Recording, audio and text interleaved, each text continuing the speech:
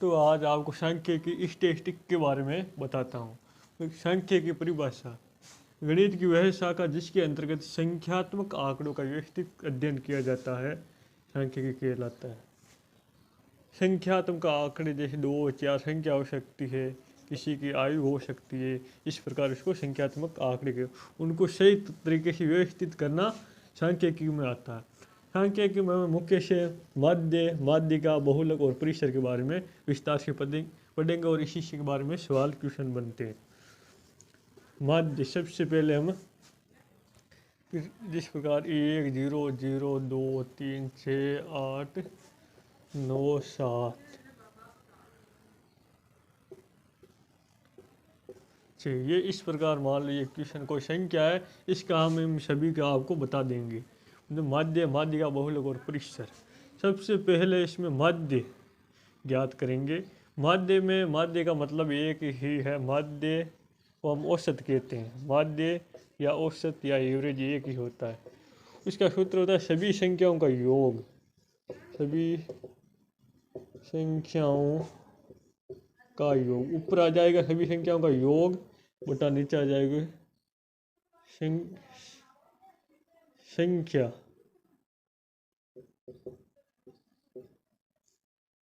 मतलब कितनी संख्या वो संख्या आ जाएगी, सभी संख्याओं का योग और संख्या आ जाएगा। ठीक है, तो इसका हम माध्य ज्ञात करेंगे। तो इसका माध्य हो जाएगा, ऊपर इन सभी को जोड़ लेंगे। 1 + 0 + 0 + 2 + 6 + 8 + 9 + 7 + 9 + 6 और अंत में ये कितनी संख्या है इसका भाग दे देंगे तो हमारा माध्य आ जाएगा। कितनी 1 2 3 4 5 6 7 8 9 10, तो 10 हो जाएगा। ठीक है, इनको माध्य हो जाए, इनको जोड़ लें। 2 और 1 3, 2 और 1 3, 6 3 9 8 17 9 26, 26 और 7 34 और 9 43 और 6 49, 49 बटा 10 बराबर 4.9 इसका माध्य आ गया। ठीक है, तो माध्य इस प्रकार ज्ञात करते हैं। और आगे हम पहले हम बेसिक जानकारी देते हैं माध्य, माध्यिका, बहुलक और परिसर की। आगे हम माध्य को अलग प्रकार से ज्ञात किया जा सकता है, जैसे कल्पित माध्य, शॉर्टकट विधि, लघु विधि। 2-3 प्रकार से माध्य को ज्ञात किए जाते हैं और वर्ग अंतराल से माध्य को कैसे ज्ञात करते हैं वो सभी हम बताएंगे। पहले बेसिक जानकारी करते हैं। तो ठीक है, ये आपका माध्य हो गया। अब माध्यिका जिसको मीडियम कहते हैं, माध्यिका कैसे ज्ञात करते हैं? माध्यिका मतलब जो बीच वाली संख्या, अगर विषम संख्या में है, अगर ये अंकों की संख्या तो मतलब आधे आधे उधर हो जाएंगे, तो बीच वाली संख्या वो जो होती है उन माध्यिका होती है। लेकिन अगर सम में है तो दो, अगर दो संख्या बचती है तो दोनों को जोड़कर 2 से भाग देते हैं। तो इस प्रकार पहले इसको आरोही क्रम में लिखना है, बढ़ते हुए क्रम में लिखना है। तो इसका बढ़ता क्रम क्या होगा? बढ़ता क्रम हो जाए पहले 0 0 2 बार तो 0, फिर 1 2 2 के बाद में 6 6 2 बार है 6, फिर 6 2 बार है और 9 9 9 2 बार है, 6 2 बार है, 9 2 बार है, 9 से पहले 8 है, 7 7 8 9 और 9, 1 2 3 4 5 6 7 8 9 10 हो गया। यहाँ पर ध्यान दें, ये 0 2 बार है, 6 2 बार है और 9 2 बार है, ऐसा नहीं हो सकता। ये बहुलक में आपको पहले आपको माध्यिका समझ लेते हैं। माध्यिका मतलब है जो बीच वाली, तो इधर 4 ले लेते हैं, इधर 4 लेते हैं, बीच से 2 बच गया, तो 2 में ये माध्यिका हो नहीं सकता। आप 6 मत कर लेना, 6 कभी नहीं, इन दोनों को जोड़ना है।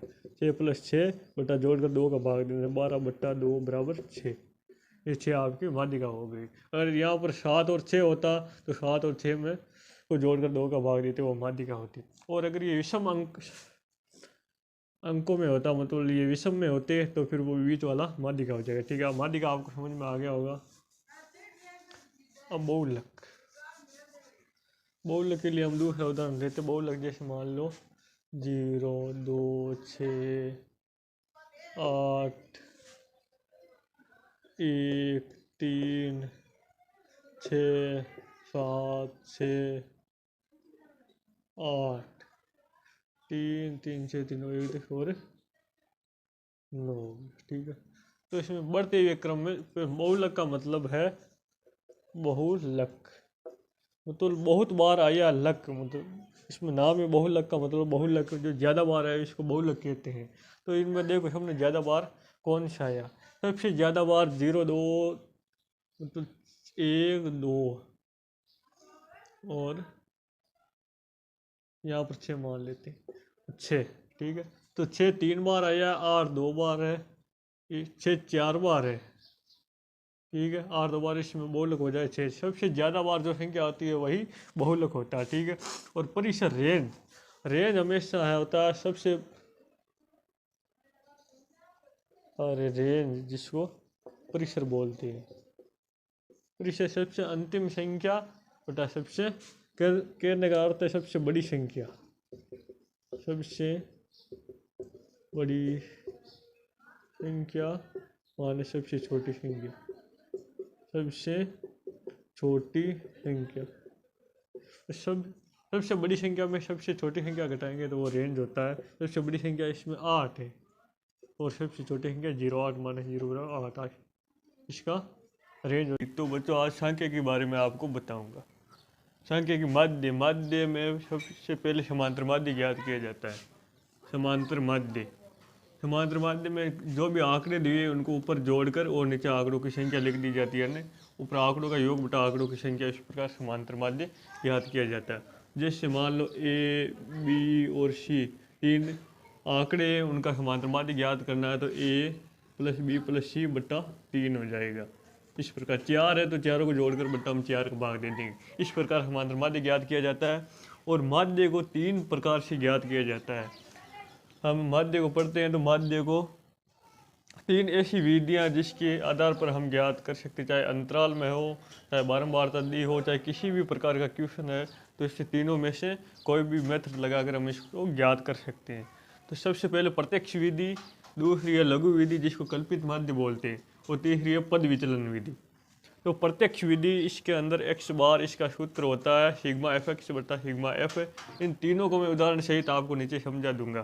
तो एक्स बराबर सिग्मा एफ एक्स बटा सिग्मा एफ, और इसमें एक्स बार का मतलब है माध्य।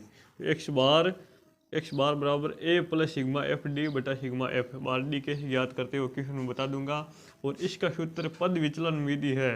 ये कल्पित माध्य, ये बहुत काम आने वाला माध्य है। और एक्स बार बराबर ए प्लस सिग्मा एफ यू बटा सिग्मा एफ इंटू एच हो जाएगा, ठीक है।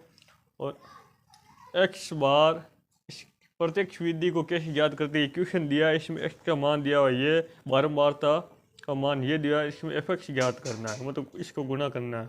5 गुणा 5 25, 8 संग 48, 9 7 63, 12 8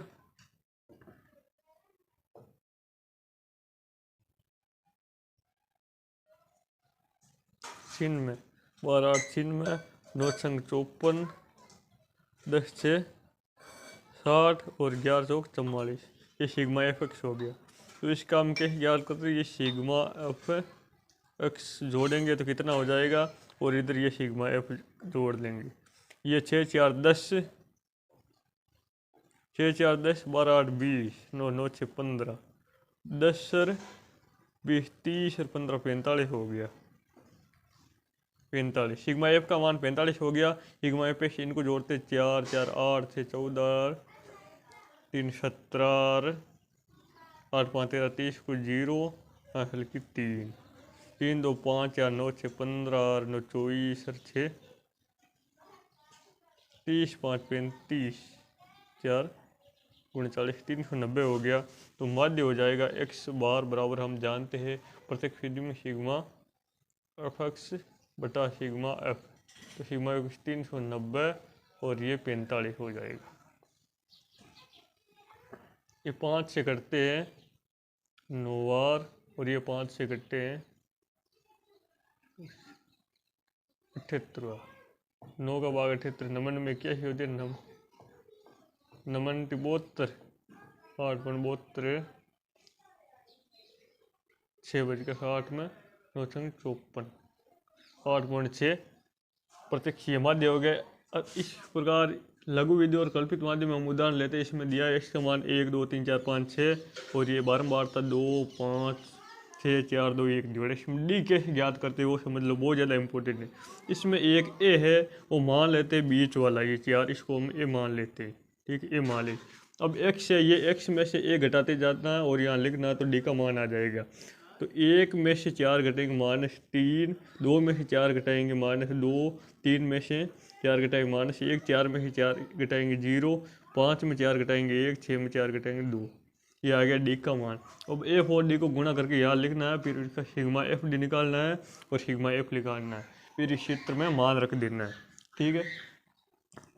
तो एफ डी का मान आ गया और एफ या तो इसको गुणा करना -6, 5 और 2 -10, -6, 4 गुणा 0 0, 2 गुणा 2, 2 गुणा 2, तो कितना हो जाएगा सिग्मा एफ डी बराबर हो जाएगा 6 6 12 10 -22, 22 में 4 -18 हो गया और सिग्मा एफ का मान हो जाएगा 5 2 7 6 13 यार 17 3 20 हो जाएगा। तो सूत्र क्या है, इसका माध्य हो जाए x बराबर ए प्लस सिग्मा एफ डी बटा सिग्मा एफ। एक का मान कितना माना है 4 यार प्लस सिग्मा एफ डी का मान -18 बट्टा सिग्मा एक मान 20, ठीक है। तो 4 प्लस की जगह माइनस आ जाए -9/10 हो जाएगा। तो 10 में 0.9 लग जाएगा, मतलब 10 के 0.9 है, 4 में से 0.9 काट दे तो 3.1 आपका माध्य हो जाएगा। ये थोड़ी इन दोनों में से जो कठिन मेथड है पद विचलन विधि, इसका ये आपको सूत्र माध्य ज्ञात करने का, ठीक है। तो x बराबर ए प्लस सिग्मा एफ यू बटा सिग्मा एफ बटा इंटू एच अंतराल, इसको अंतराल से गुणा करना पड़ता है और सिग्मा एफ यू निकालना पड़ता है।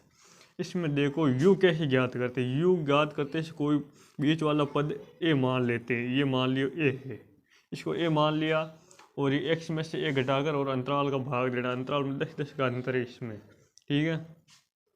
तो x -25, 5 में से 25 गया -20 में 10 का भाग दिया तो -2 आ गया। इस प्रकार 15 में से 25 घटाएंगे तो -10 -10 में 10 का भाग दिया -1, 25 में से 25 गया 0 में 10 का भाग दिया 0 आ गया। 35 में से 25 घटाएंगे 10 में 10 का भाग दिया 1 आ गया। 45 में से 25 घटाएंगे तो 20 में 10 का भाग दिया 2 आ गया। तो u का मान ये आ गया और एफ बार था ये दिए और एफ यू को गुणा करके यहाँ लिखना है। तो एफ यू को गुणा करके -10 8 और -1 -8, 20 गुणा 0 0, 14 गुणा 1 14, 3 गुणा 2 6। तो सिग्मा एफ यू इनको जोड़ना है, 14 से 20 10 -18 2 आ गया। 20 में 18 इनका योग 2 आ गया और सिग्मा एफ का योग है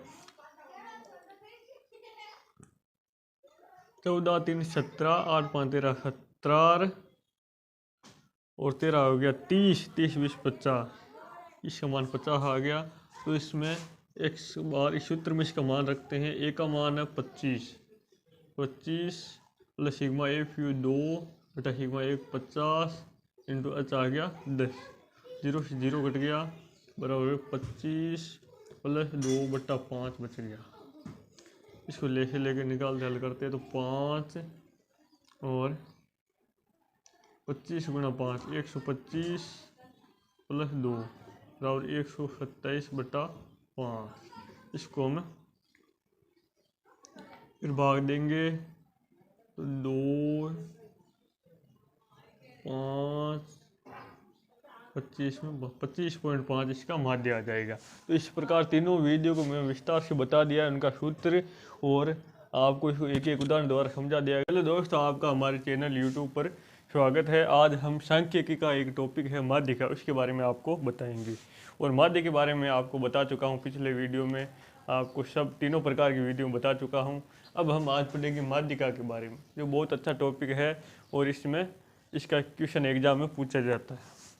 तो माध्यिका की सर्वप्रथम डेफिनेशन में परिभाषा क्या है, किसी के भी मानों को आरोही क्रम में रखने के बाद इसी श्रेणी के मध्य पद को श्रेणी का माध्यिका कहते हैं। अगर कोई श्रेणी दी गई है, उसको अगर हम आरोही या अवरोही क्रम में अगर व्यवस्थित कर देते हैं और उसकी जो बीच का मान है प्रॉपर, उसको माध्यिका कहते हैं। अब बीच का मान हो सकता है, पदों की संख्या सम में और विषम में दो प्रकार की हो सकती है। कहने का अर्थ पद में 6 भी हो सकते हैं, 8 भी हो सकते हैं, 9 भी हो सकते हैं। सम और विषम में होने के कारण माध्यिका कैसे ज्ञात करते हैं वो मैं बताता हूँ। तो पदों की संख्या अगर सम हो तो विषम हो तो आसान होता है, मतलब n+1/2 पद, यानी जितने पद है उसके मतलब जो मेन बीच में पद है उसको माध्यिका बोलेंगे। अगर लेकिन सम संख्या होने पर, तो सभी पदों की संख्या हो अगर सम हो तो क्या करते हैं, तो बीच वाले दो पद आएंगे, तो इस दोनों पदों का हम योग करेंगे, योग करके फिर 2 का भाग देंगे तो वो माध्यिका ज्ञात होगी। तो इस उदाहरण के माध्यम से आपको समझाता हूँ। चर मान दिए 37, 31, 42, 43, 46, 25, 39, 45, 32 की माध्यिका ज्ञात करो। इस प्रकार का आपके अगर सवाल पूछा जाता है इनकी माध्यिका कैसे ज्ञात करते हैं, सबसे पहले हम इनको आरोही क्रम में लिखते हैं। आरोही क्रम का मतलब बढ़ते हुए क्रम। तो आरोही क्रम में सबसे पहले इसमें छोटी संख्या 25, 25 के बाद में 31, फिर है 32, 31 बाद में 47, फिर है 39, 39 के बाद में है 42, फिर है 43, फिर है 45 और लास्ट में 46। इस प्रकार ये संख्या है। 9 हो गई, 1 2 3 4 5 6 7 8 9 ठीक है, 9 हो गई। तो इधर हम 4 पर लेते हैं और इधर 4 लेते हैं, इधर 4 को छोड़ देते हैं, इधर 4 के छोड़ देते हैं, बीच में 39 बचता है। तो m बराबर n का मान क्या हो गया, 39 हो गया। तो आपकी माध्यिका 39 होगी। तो बीच वाला, और अगर हमने इसी उदाहरण में अगर हम 41 और ले लेते हैं, मान लो 41 एक संख्या और है, तो ये संख्या हो गई सम में। तो इसमें अगर हम 39, तो फिर 41 यहाँ पर आएगा, 39 और 41 ये बीच में 2 आ जाएंगे, तो फिर माध्यिका कैसे ज्ञात करेंगे। इस प्रकार का आपके क्वेश्चन हो जाएंगे। तो माध्यिका कैसे ज्ञात करेंगे वो मैं बताऊँ। माध्यिका m बराबर बहुत आसान है, अगर बीच में 2 पद आ जाएंगे तो इन दोनों पदों का योग करना है। 39 + 41 बट्टा 2, 39 और 41 का योग होता है 80, 80 बट्टा 2 बराबर 40। तो आपकी माध्यिका हो गई 40। ठीक है, तो इस प्रकार हमने जो पदों की संख्या चाहे सम हो चाहे विषम हो, दोनों प्रकार से आपको माध्यिका ज्ञात करने का फॉर्मूला है वो जो आपको समझा दिया गया है। अब आगे बंटनता, मतलब 2 प्रकार के बंटन आएंगे, एक तो ए वर्गीकृत और एक वर्गीकृत। मतलब एक तो वर्ग अंतराल में आपको पूछा जाएगा क्वेश्चन, और एक ए वर्गीकृत मतलब बिना वर्ग के पूछा जाएगा। तो संचयी बारंबारता कैसे ज्ञात करते हैं। संचयी बारंबारता अगर आपको वर्ग अंतराल में, अगर वर्ग अंतराल में कोई क्वेश्चन पूछा जाता है तो माध्यिका का सूत्र होता है, वो लिख लो आप पहले, माध्यिका, और बाद में बताऊंगा संचयी बारंबारता कैसे ज्ञात की जाती है। तो माध्यिका का सूत्र होता है माध्यिका बराबर एल प्लस अंदर, ये आपके सूत्र है माध्यिका ज्ञात करने का। इसमें एल क्या है, एल है माध्यिका वर्ग की निम्न सीमा।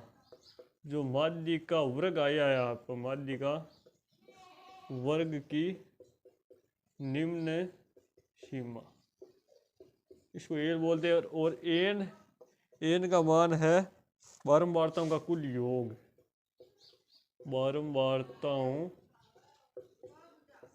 बारंबारताओं का कुल योग, उसको बोलते हैं एन। और अब क्या है, पहले स्मॉल एफ इसके बारे में बात करते हैं। तो इसको स्मॉल एफ का मान हो जाएगा माध्यिका वर्ग की बारंबारता, जो वर्ग के सामने बारंबारता है वो माध्यिका वर्ग की बारंबारता। और जो कैपिटल एफ है वो क्या है, कैपिटल एफ है माध्यिका वर्ग से पहले वर्ग की संचयी बारंबारता।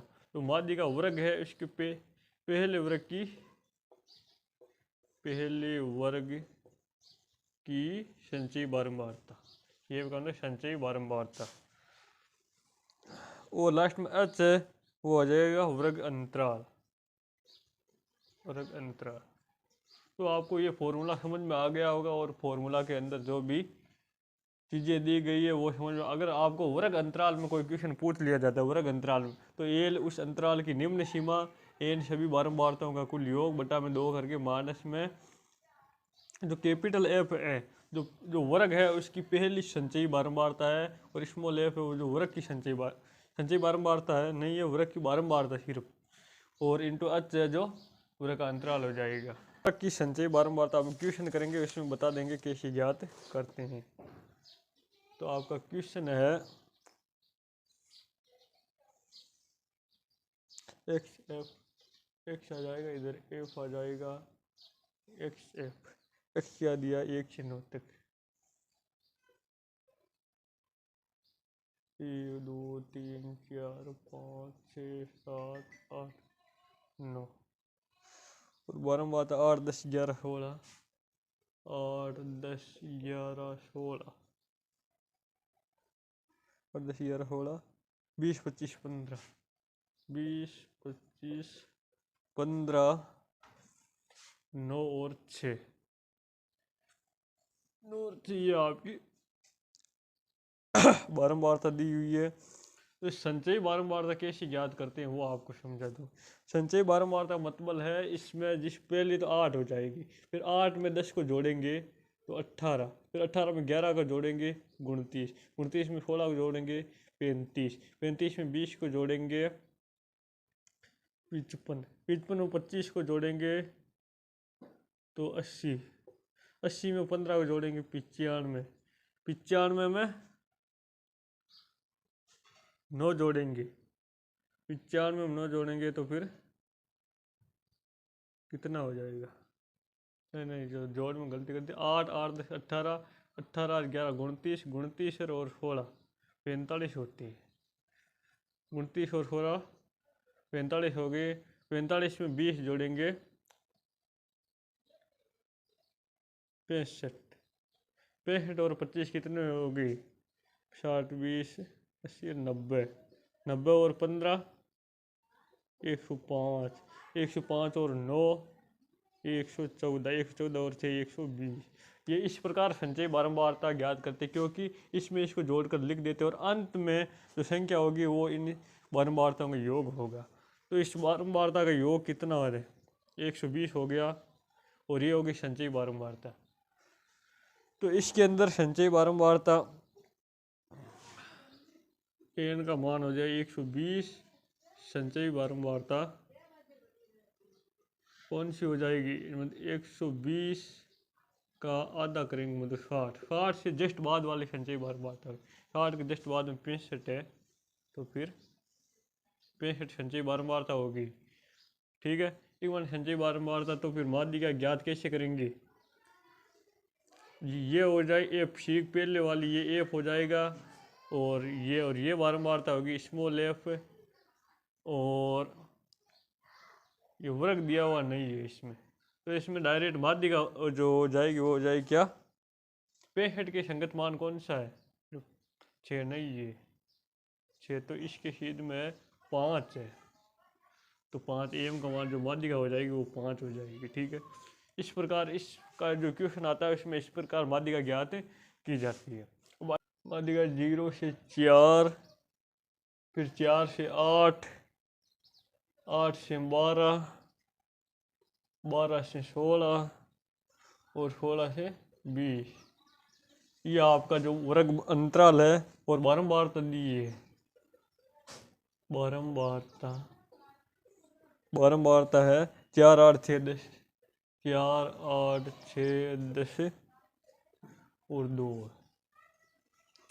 तो फिर हम यहाँ पर संचयी बारंबारता ज्ञात करते हैं। संचयी बारंबारता आपको आसान है, 4 4 और 8 12, 12 और 6 18, 18 और 10 28, 28 और 2 30, और इसका योग भी कितना हो जाएगा 30 हो जाएगा। और इसमें संचयी बारंबारता है तो इसमें इसका योग 30 है, तो संचयी बारंबारता कैसे याद करते हैं n/2 से जस्ट n/2 30/2 बराबर 15, 15 से जस्ट अधिक वाला इसमें कौन सा है 18 है, तो इस अंतराल पर हमको तो माध्यिका ज्ञात करनी है। तो यहाँ पर हमारा पूर्व जो कैपिटल एफ है इसका मान हो जाएगा, और ये 6 है तो स्मॉल एफ का मान हो जाएगा, और अंतराल कितने का अंतर है, 4 का अंतर है, तो एच का मान 4 हो जाएगा। इसमें कैपिटल एफ का मान हो जाएगा 12, स्मॉल एफ का मान हो जाएगा 6, और एच का मान हो जाएगा अंतराल कितने का, 4 का, और निम्न सीमा है 8, एल बराबर 8। तो इस प्रकार वो माध्यिका का सूत्र क्या है, एम बराबर L plus n/2 minus capital F बटा स्मॉल एफ इंटू एच। यही तो सूत्र है, इसमें मान रख देंगे। क्वेश्चन है इसमें माध्यिका कैसे ज्ञात है, एल निम्न सीमा 8 हो गए ना, इसकी निम्न सीमा 8 प्लस n/2 मतलब n का मान 30 है, 30/2 15 माइनस कैपिटल एफ का मान 15 माइनस 12 बटा स्मॉल एफ का मान 6, इधर 6 लिख देंगे, इंटू एच अंतराल कितना का है, 4 का, तो फिर 4 का है, ठीक है।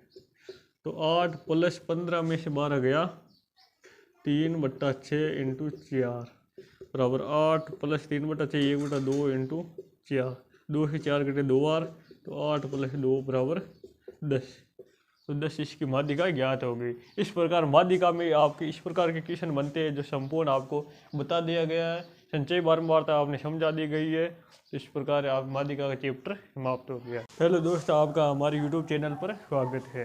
तो आपको कल वाले वीडियो में माध्यिका के बारे में विस्तार से बता दिया गया है। अब आज बताएंगे बहुलक। बहुलक का अर्थ होता है बहुत बार, नाम में भी पता लगता है बहु यानी बहुत बार, और इसका प्रतीक जेड होता है। इसमें सिर्फ आपको एक सूत्र याद रखना, जेड बराबर अल प्लस F1 माइनस F0 बटा 2F1 minus F0 minus F2 into H.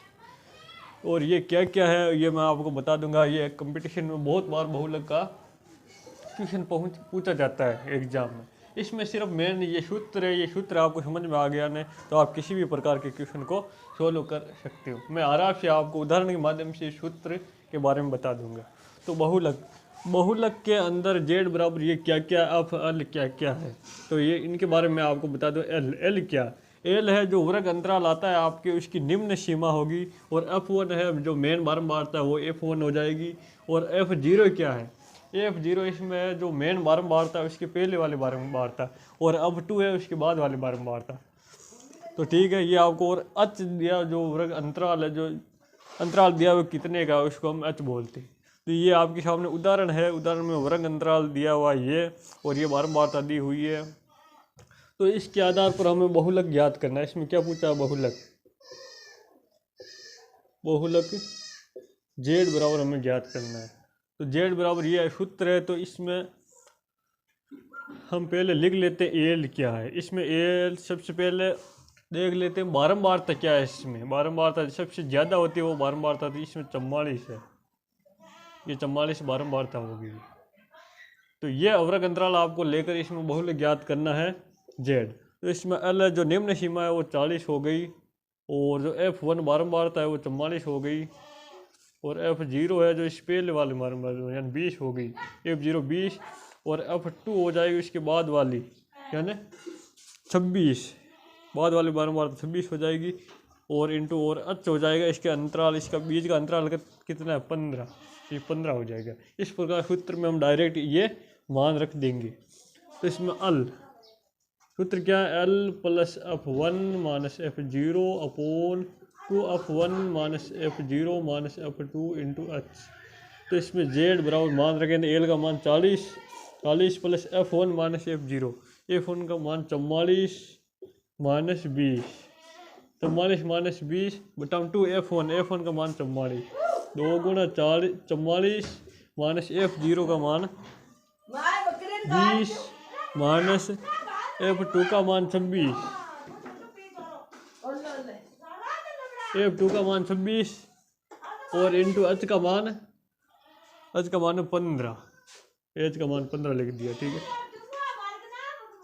Z बराबर 40 प्लस 44 में से 20, 44 में से 20 घटाएंगे तो कितना हो जाएगा 24 बटा 2 गुना 44 88 माइनस 20 और 26 ऐड हो जाएगा क्योंकि दोनों माइनस में है, तो 20 और 26 हो जाएगा 46 इंटू 15 बराबर 40 प्लस 24/88 में 46, ये 8 में 6 गया 2 और 8 में 4 गया 4, 42 इंटू 15। तो फिर जेड बराबर के 40 प्लस के 6 का भाग जाता है दोनों में, 6 चौको 24 और 6 हाथ 42 इंटू 15। तो आपका आ गया 40 प्लस 15 चौके 60/60, यहाँ प्लस का चिन्ह बट्टा में 1 लिया तो ले से आया 7, 1 भाग 7 में 7 बार, 7 गुना 40, 7 चौके 28, 280 प्लस 60, 280 और 60 कितना हो जाएगा 340/7। जेड बराबर 340 में 7 का भाग देंगे तो 7 चौक 28, 6 बच गए 60 में, 7 8 56.40 के मान, फिर 7 का मान 5, 48.5 आपका बहुलक आ जाएगा। तो इस प्रकार बहुलक याद करते हैं। इसमें तो कोई सा भी आपके अगर उदाहरण है, कोई सा भी क्वेश्चन है तो बहुलक के माध्यम से इस प्रकार हम याद कर सकते हैं। तो आपको बहुलक समझ में आ गया होगा, ठीक है। और अब आगे एक हमने माध्य समझा दिया, माध्यक समझा दिया और बहुलक समझा दिया, और अभी तीनों के मध्य जो संबंध है वो क्या होता है उसके बारे में संबंध। अब आपका टॉपिक है माध्य, माध्यिका, माध्यिका और बहुलक में संबंध, माध्यिका और बहुलक में संबंध। इसमें क्या हमें 3 माध्यिका बराबर 1 बहुलक प्लस 2 माध्य, ये संबंध हो जाएगा। यदि इसमें हम माध्यिका को एम से व्यक्त करें, बहुलक को जेड से और माध्य को एक्स से व्यक्त करें तो फिर 3am बराबर हो जाएगा जेड प्लस 2x, ये संबंध हो जाएगा माध्यिका और बहुलक में। उदाहरण आपको समझा देता हूँ, उदाहरण क्या, उदाहरण के माध्यम से आपको समझ में आ जाएगा। उदाहरण है एक बंटन का बहुलक 44 है, तो एक बंटन इस प्रकार का क्वेश्चन आपको पूछ सकते हैं कि एक बंटन का बहुलक 44 है तथा माध्य 25 है तो माध्यिका ज्ञात करो। आपको क्वेश्चन में या तो बहुलक और माध्यिका का मान दिया होगा तो माध्य पूछ सकता है, या माध्य और माध्यिका का मान दिया है बहुलक पूछ सकता है, इस प्रकार। तो आपको तीनों में जो संबंध है इसका सूत्र आपको ध्यान में होना आवश्यक है। तो इसका जो संबंध वाला सूत्र है वो इसमें लगेगा, है ना। 3am बराबर हो जाएगा जेड प्लस 2x। 3am माध्यिका इसमें ज्ञात करनी है, 3am बराबर जेड बहुलक दिया 44 प्लस माध्य दिया है 2 गुना x में 25, तो बराबर 44 प्लस 25 गुना 2 50, 44 और 50 कितना हो जाएगा 94। 3am बराबर 94, am बराबर 94/3, 94/3 हो जाएगा। 3 तेरी 9, 31.9 आपका